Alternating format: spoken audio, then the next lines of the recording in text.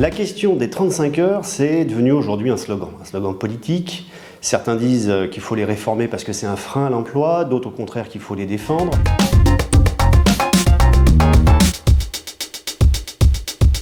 Les 35 heures remontent à 1998 avec la réduction du temps de travail. On est passé de 39 heures à 35 heures. Alors concrètement, ça veut dire qu'aujourd'hui, les 35 heures, c'est la durée légale du travail en France et c'est la durée à partir de laquelle toutes les heures qui sont réalisées ont la nature d'heures supplémentaires. Une heure supplémentaire, c'est quoi? C'est une heure de travail qui est payée avec une majoration.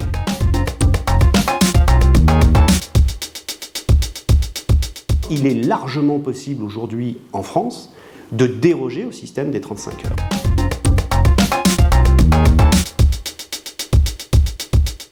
L'idée, c'est de faire travailler davantage les salariés lorsqu'il y a plus d'activité et de les faire travailler moins quand il y a moins d'activité. Sur une année entière, on respecte un volume de travail qui correspond à 35 heures par semaine qui est de 1607 heures par an.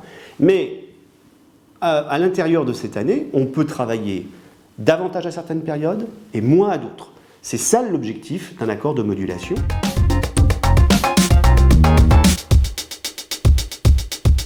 Les salariés qui sont soumis au forfait jour, en général, ils travaillent jusqu'à 218 jours par an, voire moins. Ça, c'est en fonction de la convention de forfait qu'ils ont signée. On fera simplement le bilan des courses à la fin de l'année avec le chef d'entreprise pour savoir si le volume total de travail du salarié sur l'année, il n'a pas largement dépassé la durée légale de travail.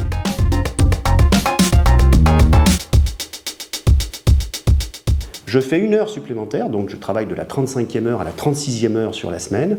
Eh bien, l'employeur, au lieu de me payer cette heure supplémentaire, il va m'attribuer un repos compensateur équivalent de 1 heure, ça c'est le taux horaire normal, majoré à 25%, ce qui représente 15 minutes. Donc je vais me voir attribuer 1 heure et 15 minutes.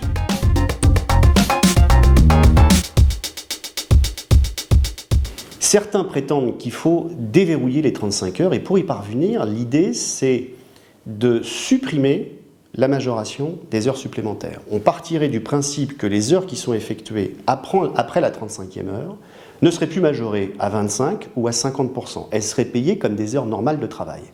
Mais lorsqu'on a dit ça, ça veut dire qu'on supprime non pas seulement les 35 heures, on supprime l'idée même d'une durée légale du travail.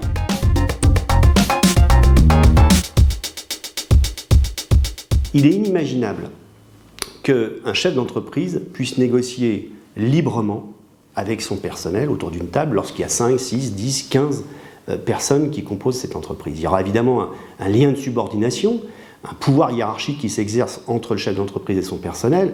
Donc la discussion, elle est viciée. Lorsque je négocie un contrat, les deux parties sont sur un pied d'égalité. Ce pied d'égalité, il n'existe pas dans l'entreprise. C'est un fait absolument incontestable. Depuis la fin de l'année 2015, début de l'année 2016, on a pas mal d'entreprises qui ont essayé de passer par la voie du référendum pour l'organisation du travail le dimanche, quelque chose de relativement nouveau. Et on voit que lorsqu'on a essayé de mettre en place ce référendum, cette consultation des salariés pour essayer de fixer les règles d'un travail le dimanche, on n'y arrive pas. Il y a beaucoup d'entreprises qui aujourd'hui ne parviennent pas par la voie du référendum à dégager des solutions et des règles. C'est bien la preuve de la nécessité d'en passer soit par la loi, soit par la convention collective, avec des négociations qui se passent entre des organisations syndicales qui sont utilement conseillées et qui connaissent parfaitement les sujets qu'elles traitent.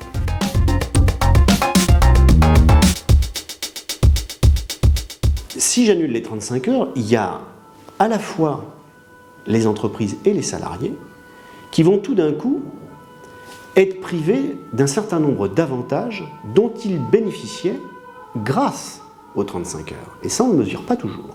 Alors, du côté des salariés, il faut savoir que nombre de cadres, notamment, mais pas seulement, nombre de personnes aujourd'hui dans les entreprises ont ce qu'on appelle des jours RTT, des jours de repos compensateurs pour les heures supplémentaires qu'ils ont fait. Si vous enlevez les 35 heures, par définition, ils ne les ont plus. Il y aura une perte d'avantages acquis depuis maintenant presque 25 ans. Donc cette conséquence-là, je n'ai pas l'impression que les gens en soient parfaitement conscients. Les entreprises elles-mêmes vont perdre des avantages si on annule les 35 heures. Il faut savoir que depuis la mise en place de la réduction du temps de travail en 1998, les entreprises ont bénéficié de nombreux allègements de charges patronales sur les salaires. Si demain on annule les 35 heures, comme je peux l'entendre, eh bien ces allègements de charges n'ont plus d'objet. Donc les entreprises, normalement, ne devraient plus bénéficier de ces allègements de charges. Est-ce que c'est vraiment ce qu'on veut ?